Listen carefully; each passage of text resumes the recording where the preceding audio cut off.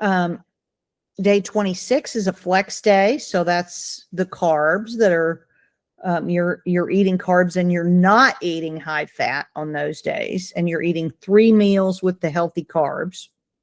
And then days 27 to 29 is back to fasting.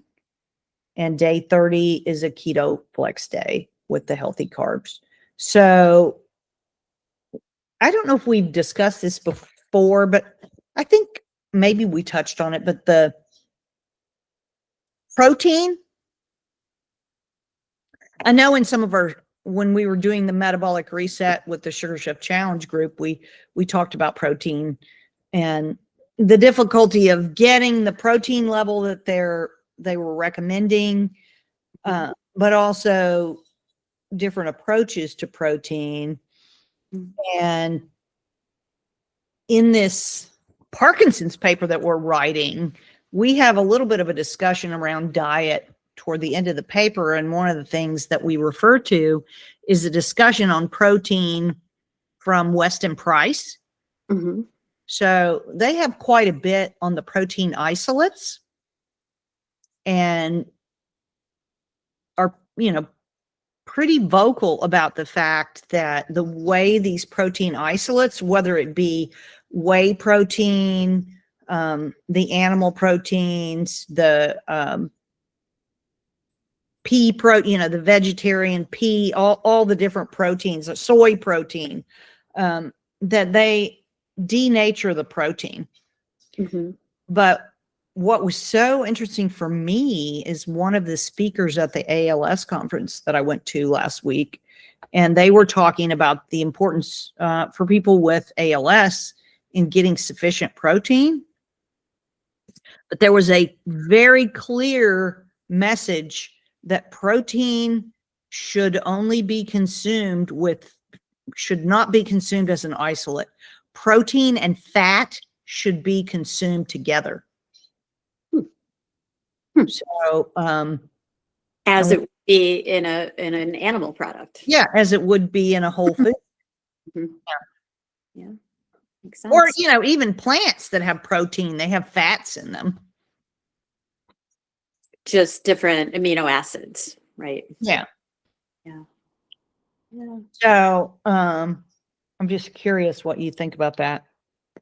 Well, I think, we all know that the whole food source is going to always be better for us than a processed food. And all protein powders are pretty much a processed food. So while I was on my 10 days of travel, I also went to Supply Side West, which is the big ingredient thing in Las Vegas. And I had signed up. They had a session on fermentation. And I thought, well, this will be interesting because I'm thinking it's going to be talking about, it said something about fermentation trends. And I guess I didn't read the fine print because I thought, fermentation is everywhere. Like people are interested in fermented foods and fermented beverages and, everywhere you kind of turn, well, maybe not everywhere, but you hear a lot of conversation about fermented foods being healthier for you and all of this. Well, it wasn't about that at all. It was actually about using fermentation, precision fermentation to make food ingredients like protein isolates, like ovalbumin, which is, basically fake egg protein or, synthetic cheese, fake cheese. And so it was, honestly, it was a little disconcerting for me, that's a big part of the big food agenda is to move people off of real foods into kind of the processed food world. And, they were standing up there saying they don't understand why people don't want these foods. Why people don't want a highly processed synthetic food? Yeah. Or, what are they afraid of with, genetically modified organisms or whatever, is, Yeah. Could possibly go wrong. so like, it was, anyway, I laughed before. So they were doing a Q&A, and I posted several questions, and it became clear to me that they were not going to ask any of my questions. So I just got up and left. Mm-hmm. Yeah, that's a world that I think is closed to the most of the public too, right? That there's a book, when I began working on my book about the GLP-1s, there's an author and book called Magic Pill. Fantastic book. Are you familiar with it? No, maybe that should be our next book club book. Why don't you take a look at it first? But it's he talks about the semaglutide and the medications that have helped him, become a normal body weight. He had been obese his entire life. But in his process of learning about this, he also took a deep dive into the processed food world, because he basically had 100% processed food diet, processed and fast food diet. And well, that was fat healthy. Yeah, no, I mean, he was as unhealthy as it gets. And when he learned what was going on at these what did you call it? Their conferences geared towards. This is the big ingredient one, but I also attended. I actually spoke at an event called the Future of Food in London about, gosh, it was probably 4 or 5 years ago, and it was like peel your eyeballs back. I was like, what? Oh my goodness. I know sometimes we don't want to know, but yeah, we need to know. Anyway, go ahead. At this conference, the idea was that if you could produce a substance that can be used in food, but also, and I'll make it up, but like also maybe manufacturing equipment. So it can be a substance that could maybe lubricate something and be an ingredient and agent maybe in a food product. That is the win. That's like what everybody's after, is multi-use ingredients, not just about food. It was terrifying reading this. I'm like, oh, well, of course this is going on. And but sometimes you don't want to know. It's horrible. Yeah. So the other thing that you learn if you get on the mailing lists of, the Future of Food conference or the, Supply Side West or whatever these groups are. And Supply Side, I think, is owned by Informa, but also from my history starting a microbiome company, there are a number of different conference groups that put on all the conferences, frankly. So there's just a handful, which again, most people don't realize. There are a handful, let's say maybe 5 major companies that run the bulk of the conferences that drive the scientific agenda, what gets reported in the news, the message. So the message gets crafted by these conference companies, and they do that by allowing or not allowing speakers to cover different topics. And I actually had one of the microbiome conferences who had reached out to me to speak, and they were interested in my Parkinson's research to some degree, but also in the probiotic research. And when I told them we had done a clinical trial in diabetes and we'd had these great results, I said, but I assume you don't want me to talk about that, do you? And they said, no, we don't. Oh my gosh. Yeah. Yeah. So, and we don't want that covered by anybody. So, but over time, then I could, you know, you can just sort of see who's on the agenda over and over again, who's kind of driving the messaging. You start to see, like, and I don't want it to sound like I think there's some sinister driving factor behind it, but there, you know, there's big money behind it that is driving the things that they want to come into the market, and Sure, there's an agenda. you know, not giving attention to those things that they don't want elevated. Sure, yeah. And the future of food is like, the future of food is pretty gross if you go to one of those conferences, because it's not food. Yeah, It's even all the stuff I'm hearing. I don't know. You're younger than I am, so maybe you don't remember soy. Do you remember Soylent Green? I know all the references to it. Oh, so it was this. I don't remember. I can't remember the details of the movie, but I think Soylent Green was actually made from dead. It was like protein made from dead people or something. But like, you know, it was this whole dystopian.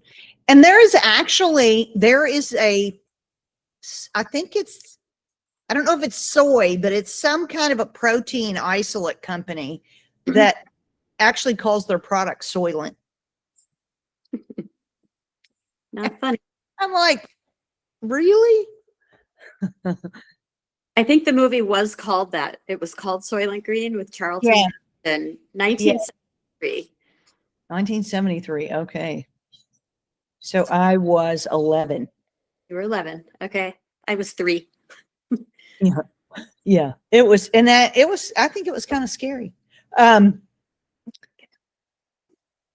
one of the things I wanted to talk about today, which obviously isn't really a 30-day reset topic, but I had a young onset Parkinson's person reach out to me last week, and you know, first he was just thanking me for making the sugar shift and how much it's helped him with a number of things, but he had some questions for me because he had been, sometimes he would take the sugar shift at the same time he would eat Activia yogurt. Okay. Or Activia yogurt with prebiotics. So I guess there's 2 different versions of it. And then sometimes he would take it with kombucha. And he said it's really interesting when he would take it with the Activia with the prebiotics. Was he adding them, or is that a product that they make? It's a yogurt product with the prebiotics added. I think, let's see. I found it yesterday. I think it might be called the Proactive. Proactive. I see it. Yeah.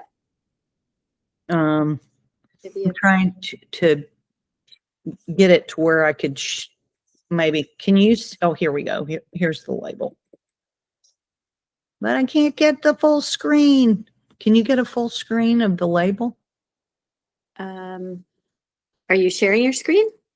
No, it's just a tiny little image on the side, and I can't get it to, you know, with all this new, let's see. Want me to share my screen real quick? Yeah, if you can share your screen, let's do that. Allow share. So he said if he just had the plain Activia with sugar shift, no problem at all. If he took the Proactive with the prebiotic Activia, he would actually feel like a super boost to his medication. Oh, wow. And then shortly after that kind of super boost, he would get dyskinesia, which is like too much dopamine. And the same thing happened with, are you sharing? It's not showing if you're sharing. saying presentation is starting and my whole screen is grayed out. It's bizarre. Share entire screen. There we go. Am I sharing? Okay. Yeah, but yeah, there we go. Do you see it? Yep. Okay. I can't see us, but I see it. So can you find the label? So here's, if I click on the mixed berry proactive, Yeah. the nutrition facts and ingredients, we've got, so it's chicory root. So inulin basically is the prebiotic fiber, looks like. So does it? Little guar gum. It doesn't tell you how much. Okay, guar gum. And then Bulgaricus, Lactis, Thermophilus. Oh, sure. It actually gives some strain information there. Yeah. So the thing that I was surprised by was the level of potassium. I didn't know if it was added potassium or if that was just the potassium that came in the. 380 milligrams. Yep. Because potassium and sodium behave very differently in the glycocalyx. Yeah. So, and then, so the same thing happens with kombucha. Well, you know, he just said, you know, it's kombucha brands that I get at the store where they're all pretty different in terms of what the sugar content is.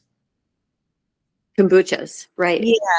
But the same thing happens when he drinks kombucha if he takes it with the probiotic is, and so what I ended up kind of looking into was, let me find it here.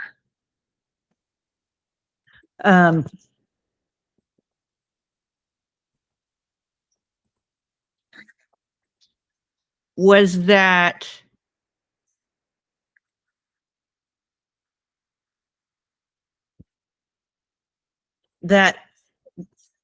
and you know, Ladd also was able to lower his medication when he started taking sugar shift. Okay. So partly I think it's because you have the plasmalogen producers in the bifidolongum and the bifidobifidum, and those plasmalogens are like they're lipids, ether lipids that are responsible for neuron membrane fluidity. And Okay. so that's how the signal gets propagated. So, you know, I'm thinking, okay, you're getting more of that membrane fluidity, so you're getting more of the signal movement. Yeah. And so, you know, if you have dopamine in your neurons that is unable to get out, and then you get more plasmalogens in there, that signal propagates more, and you might kind of feel a burst of, you know, what he was describing. And so I was kind of looking at it and talking back and forth to ChatGPT, and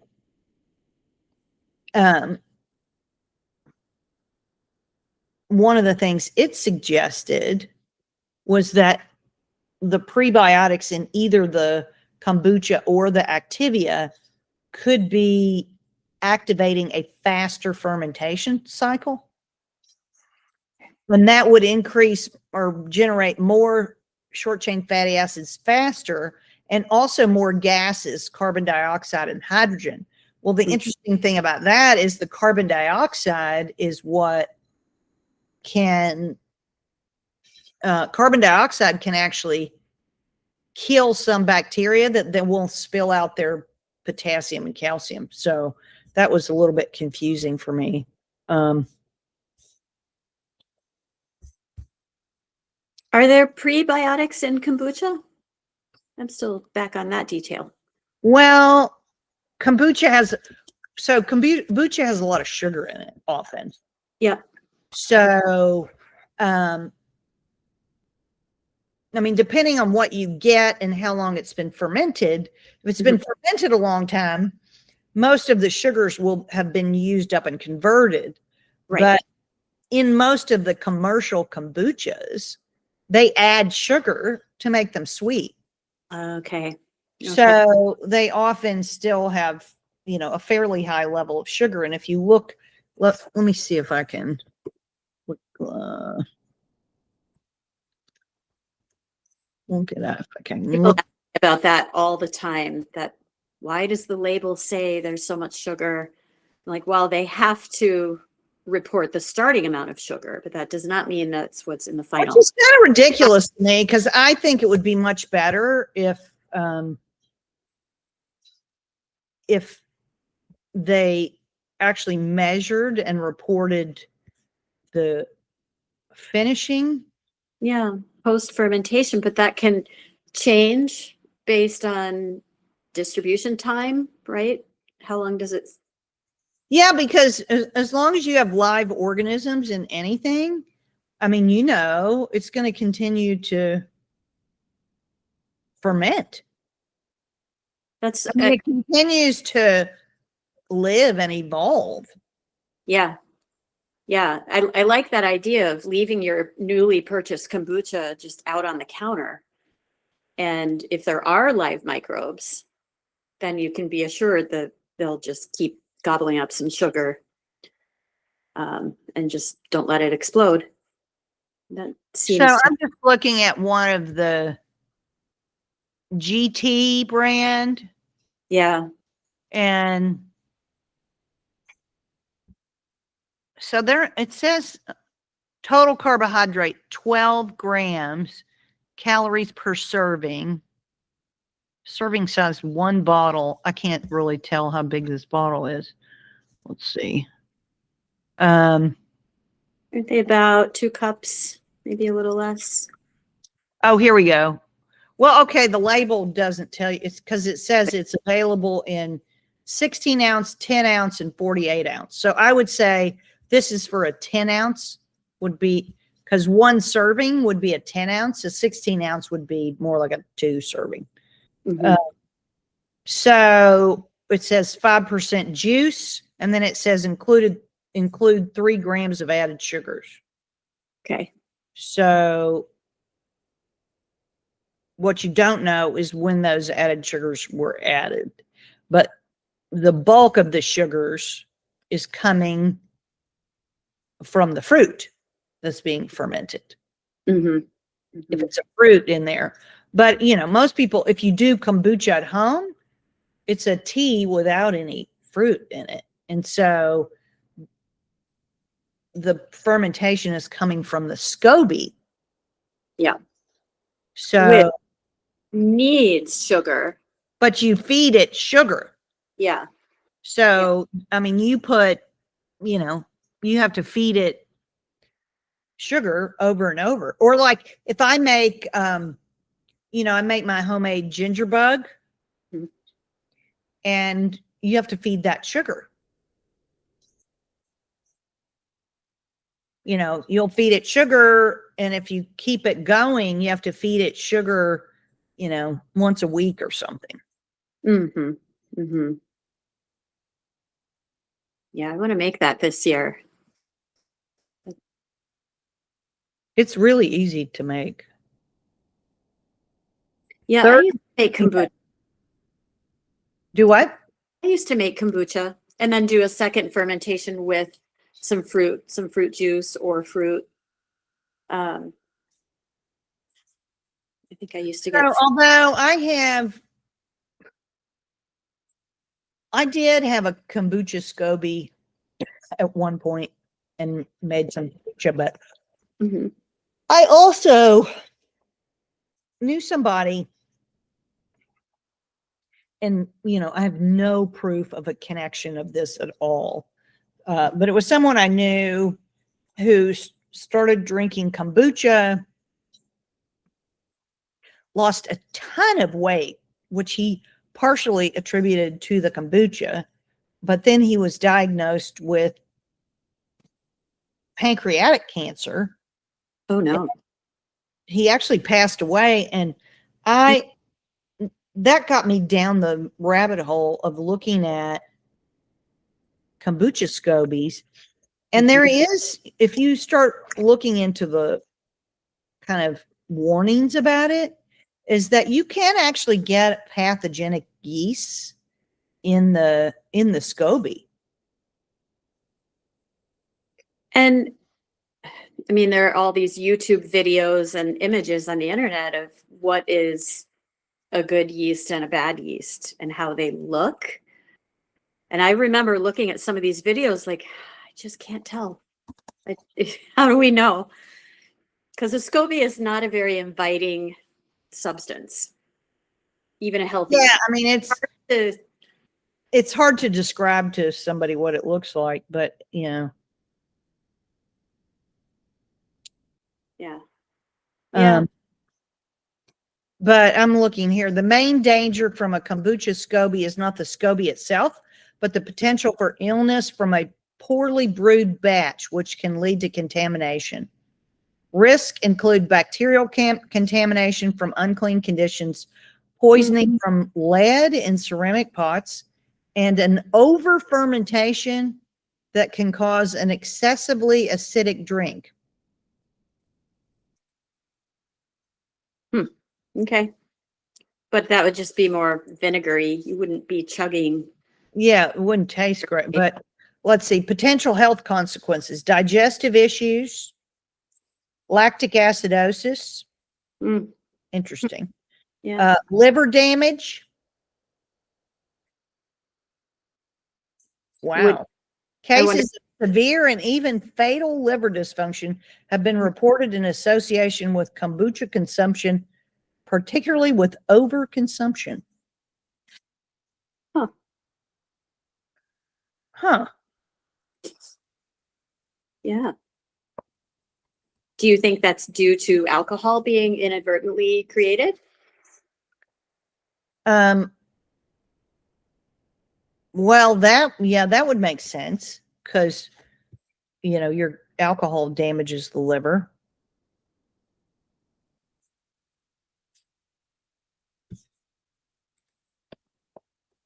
So maybe leave it to the pros to brew your kombucha. Yeah, I mean, because I'm sure, you know, the professional products are, you know, well characterized and Mhm.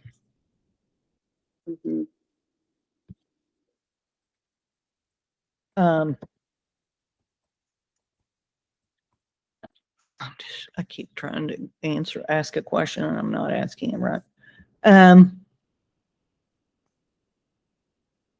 Okay, well, I guess that's wrong because it looks like in some of the research that kombucha can actually have beneficial effects on the pancreas. But I guess if it was improperly brewed, that would still hold. You know, it could damage.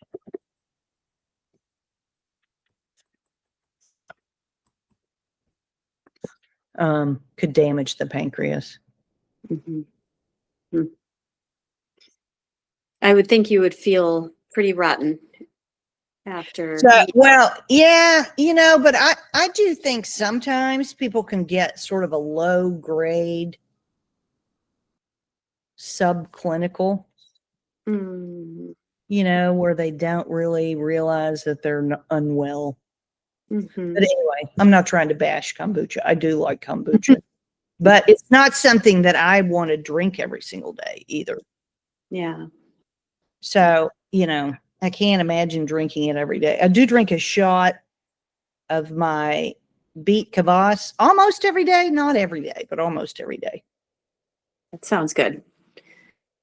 Yeah, I like kombucha. I mix it with sparkling water and our fermented Saccharomyces boulardii juice. So it's sort of a little cocktail with a squeeze of lemon. It's That's very nice. I need to try and make the Saccharomyces juice. couldn't be easier. Just open up one kettle and that's it. Put it in the jar. So I did something. What did I make? Coconut water. I used a coconut water and some tart cherry juice with a sugar ship capsule. Oh, wow. It's interesting because it's not as fizzy as like when I get the whatever the starter is from Cultured Food Life. Okay. Yep. But it is a little bit fizzy. So it's Hmm. kind of interesting. Anyway. Martha, we talked about those plums. I think I sent you I so do. Yeah. my newest project is to try to ferment that with some plums, some organic dried plums. Any thoughts on that and how to go about that? What are you trying to ferment with the dried plums? Here they are. More plums. Oh, Well, you're trying to make your own plums. yes. Oh. So assuming there are live microbes here, I was just going to give it a go. Chop one finely in a mash of fresher plums, prunes. Okay, so it does say it's a green plum. Mm-hmm. So are yours green? No, no. But we know that plums have a laxative effect. And I'm guessing it's the microbes that these are fermented with that give it that amplified effect. Right. Really, the microbes that I want from the product. It's not the most beautiful looking thing. I'm just going to show No. people.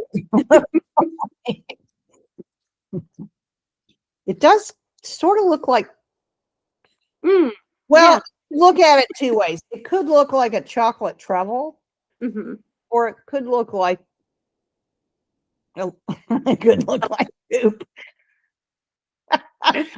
It does have that kind of coating Yes. too. What is the coating? What's on that thing? That's the microbes, right? I don't know. I just don't know. It tastes very good. They do taste good, I believe. And the little grapefruit one is nice as well. I don't know if you ordered those. So they ferment grapefruits too? Mm-hmm. Little grapefruit pieces. So it's like they call it a truffle. It's not a truffle. Oh, that's interesting because, grapefruit, one of John's neurologists actually told John that grapefruit should be a class 4 narcotic Oh boy. because it changes the metabolism of almost every drug. Oh, right. It's contraindicated, isn't it, for many pharmaceuticals? So, and I can't remember if it's,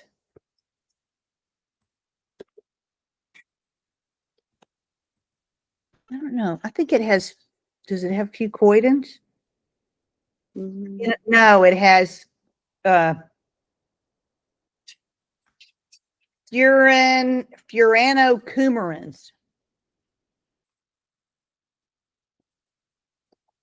which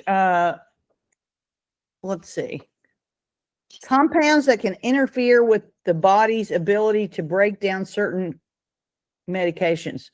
They do this by blocking the enzyme cytochrome P450 3A4, which can lead to dangerously high level of the drug in the bloodstream. Furanocoumarins affect medication. Doesn't say which specific medications, but I think statins are the big one. So they don't want us eating grapefruit.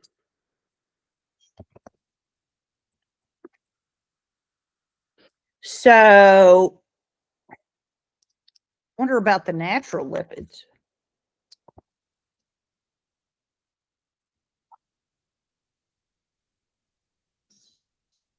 Bergamottin is a furanocoumarin, furanocoumarin, can inhibit natural lipid metabolism in the body by interacting with enzymes in the gut. While these Compounds can contribute to grapefruit's health benefits, such as anti-inflammatory and antioxidant effects. They can also pose risks by altering how the body processes lipids and mixed with medications. So, well, these fermented ones, it says that they're made from the whole pomelo, which is a grapefruit, basically, including the peel, but then fermented in their own juice for 30 months. So that's interesting too, because are you familiar with Dr. O'Hara's probiotic? Nope. I think it's, let me, here, Dr. O'Hara's probiotics are fermented. They have two different formulas. One is fermented for 3 years and one is fermented for 5 years. Oh boy. And they're black. And they contain something called melanoidin, which I think I have to go back and look what that is. It's a melanin compound.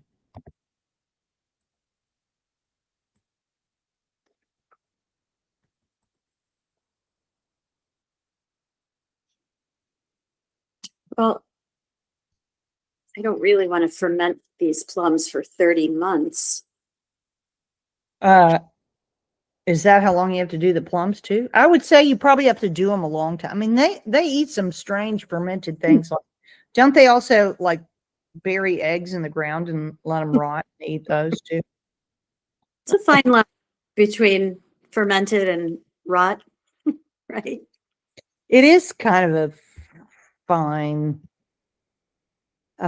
line, because fermentation is a process of transformation from one thing into another. Mm-hmm.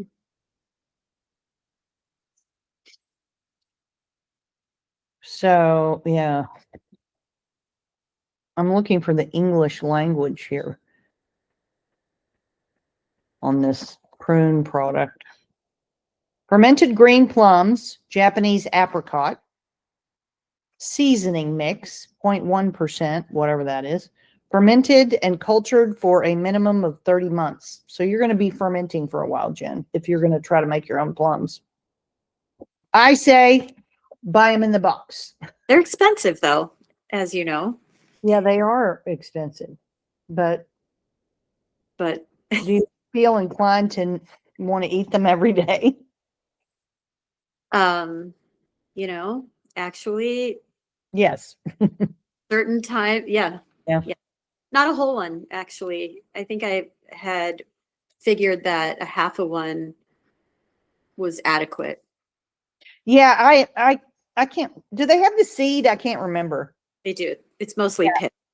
Yeah, So it's tough to cut around. yeah, because I think I cut around it and ate like a quarter of one. Mm-hmm. Yep. They're kind of tangy. It says it has mulberry fruit, yerba mate, and some carotene extract in the coating.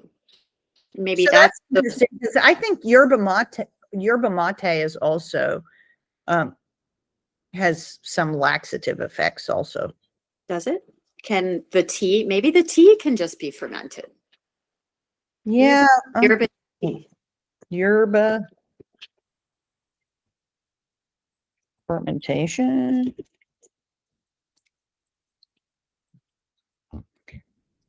Huh. It's that yerba mate undergoes a natural fermentation process that takes place over months or years to develop its flavor.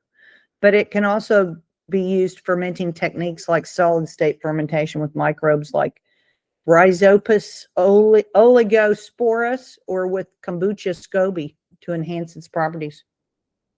So it's already fermented, I guess. So they ferment it and then dry it. is that the process? You know who does a lot with yerba is Dr. Ben Bickman. He talks about it from a metabolic standpoint because it increases our own GLP-1 production. Interesting.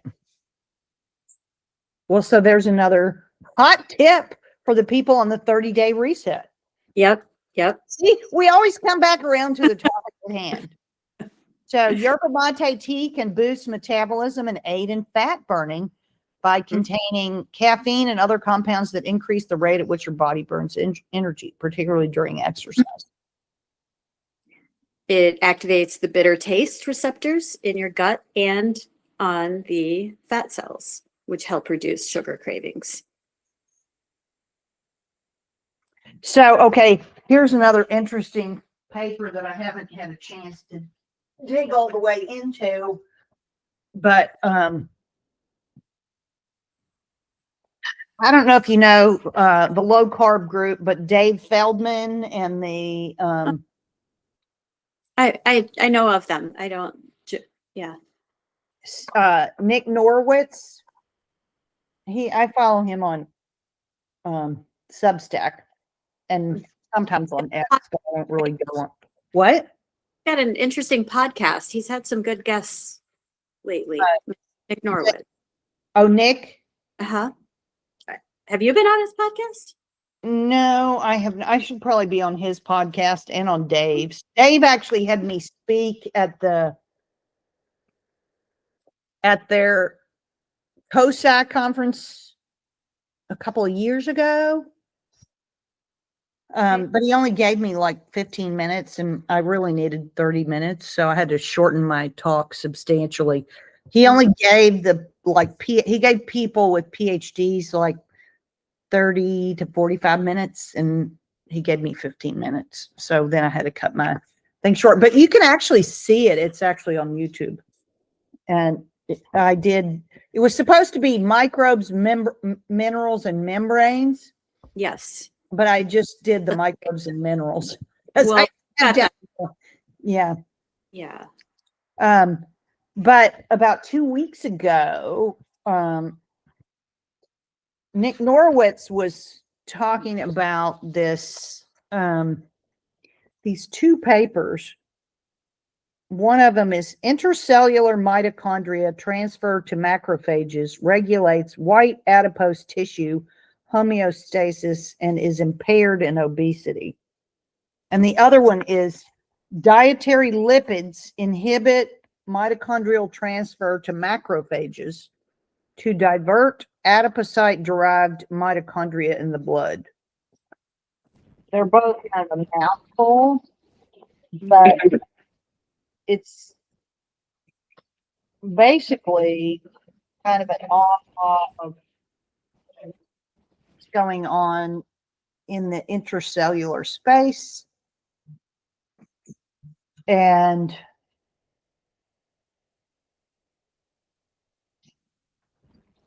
anyway, you might. Can you post those? Before I get really nerdy. The paper ones here. Let's see if I can find them. Which it's probably in my mailbox. Let's see. Intercellular.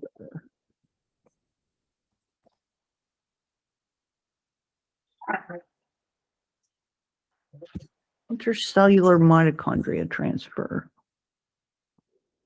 Let's see if it's in this paper.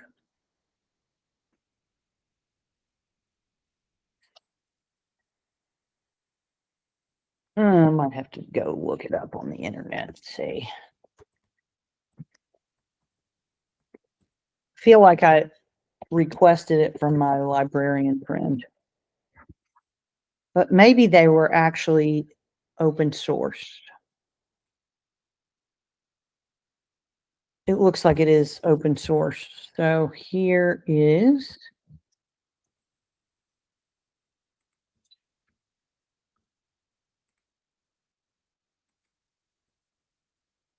the first one and the second one.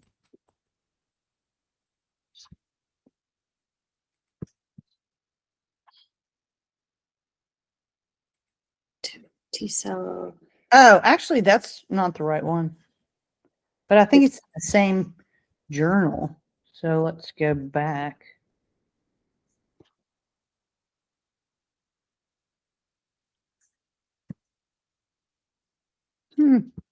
Enhances. No, 2 macrophages. Here we go.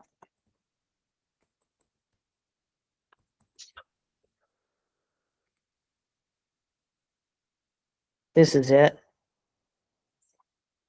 Is that right? Yep. Here it is. Okay.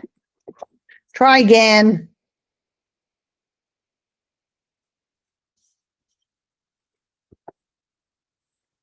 It's that second one. Okay. And then the other one is dietary lipids inhibit mitochondrial transfer. The macrophages.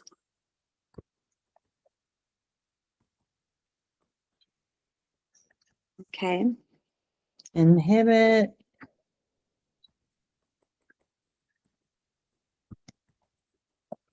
This one is going to be, this call is going to be way too nerdy for most people. And they probably should have dropped off a long time ago if they're listening to it.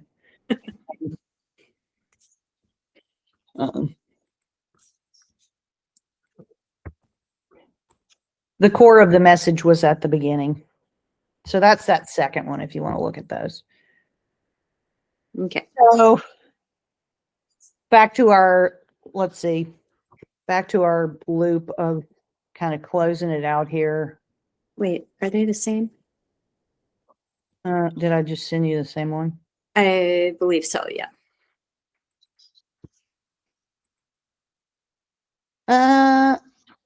Okay, they should be different.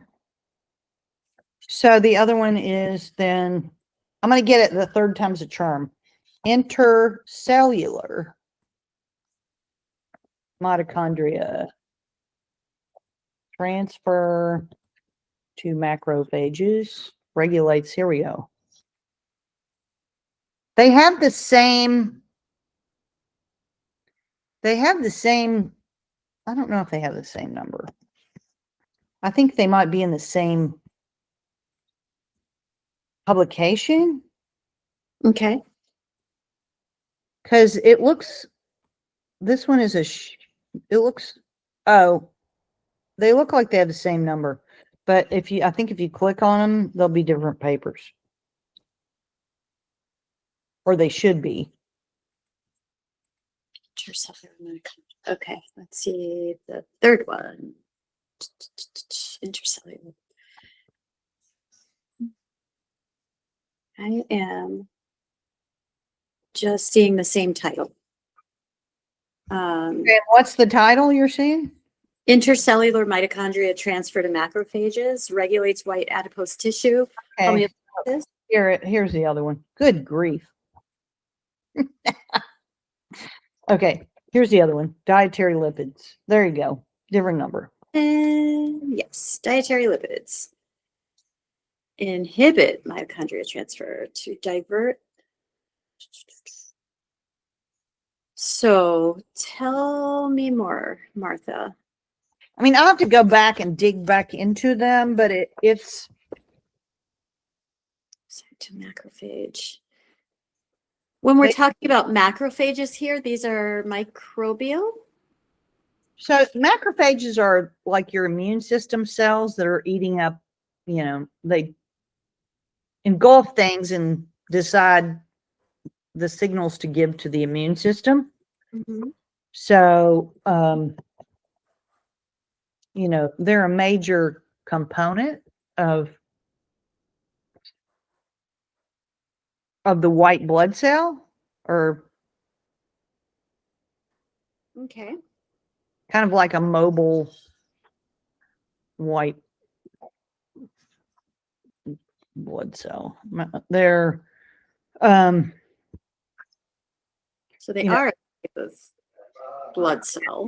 it's the white blood cell that engulfs and just kills the pathogens, basically. It's interesting, too, because there was a woman I met, gosh, probably 5 years ago, Mm-hmm. that had a company, and they had some process for getting the macrophages and cracking them open and seeing what was inside of them to figure out what was going on related to multiple sclerosis, I think. Mm-hmm. Mm-hmm. And at the time I was like, that sounds really interesting, because it seems to me like we ought to want to do that, across the board. But Mm-hmm. Just got to be fascinating research. That's very cool. yeah. So anyway, very interesting. Okay, so we're in the final home stretch of Today's the metabolic first day of the week. What's the last? Yeah, first day of the last week. Okay. So all the way to Sunday, everyone? Yep. Okay. All right. And then I'll be on the road that Monday for my son's wedding. Perfect timing. So perfect timing to make me svelte for the wedding. But I don't, I do say, and I did say on Friday, it's very hard to stick with that when you're on the road. Mm-hmm. I did actually fast more on the road and in that 10-day period, just because it's so hard to get like good quality food that isn't highly processed when you're on the road. I just can't imagine how anybody who has a job where they're on the road 50% of the time or more can stay healthy. It's so difficult, eating restaurant food and airport food. And I mean, even there are some healthier choices now, but yeah, it's still pretty, it's still pretty challenging when you're on the road. And I might have mentioned this on Friday, but one of the investors I met who has invested in a number of the supplement companies, one of those being Stem Regen, the stem cell company. And he was talking about having gut issues. And I was asking him, what's your travel schedule? And he says, oh, I'm on the road 80% of the time. Well, it's just very hard to get a handle on your health situation, because gut health is so important. And being on the road is just extremely difficult unless you do a lot of planning ahead and but if you're doing conferences and things like that, you're kind of at the mercy of whatever kind of food they're having. Yeah. Yeah. That's really hard. I've had, a number of clients who traveled a lot, and they were mostly men who, executives who were on the road a lot. And not only that, but when they're home, they're not cooking either. So it's really a double whammy of eating out and then coming home and eating out. And then when you're in sales and you're on the road, you're probably having drinks more often than not. And, excuse me. It's just a very tough lifestyle to be healthy. Mm-hmm. Yeah. Another one was I had a client who owned a trucking company, and she and her husband, they had drivers, but they also spent plenty of time on the road as well. And they were very motivated. So they found the best of the worst places to eat. They were able to figure out what the best was going to be. And they had lists for their drivers, which I thought was fantastic. Oh, that was nice. Yeah. Fantastic.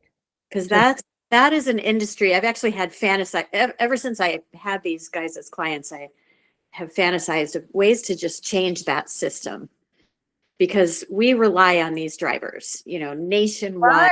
Right. Yeah. I think that there's so much opportunity. If there are any health coaches out there listening, I think this is an untapped area. Or, the Love's truck stop. Let's make it healthy. Right. Quick Trip. I'm in the land of Quick Trip here, but they're everywhere. There are good ones everywhere. And there could be a network. There could be a network with coaches, with personal trainers. Oh yeah, that's a cool idea too. So that when they're stopping off someplace, they've got support. Somebody could come up and take them to the gym or whatever. Because do classes there. Do class, Or have a session Oh, at you know who could do that? What's the Bucky's? Bucky's. Have you Perfect. ever been to a Bucky's? Yeah. That seems like a Bucky's kind of a thing. Yep. So I hope someone picks up this thread and runs with it. I love it. All right. Let's make our truck drivers healthy. Yep. Yeah. All right. Well, great to see you, Jen. I'm going to be off to yoga here in a few minutes. Okay. Have a great class. And if I don't see you, have a wonderful. Oh, I'll see you tomorrow, actually. Yeah, you'll see me tomorrow. Okay. Okay. Bye. Have a good night. Bye.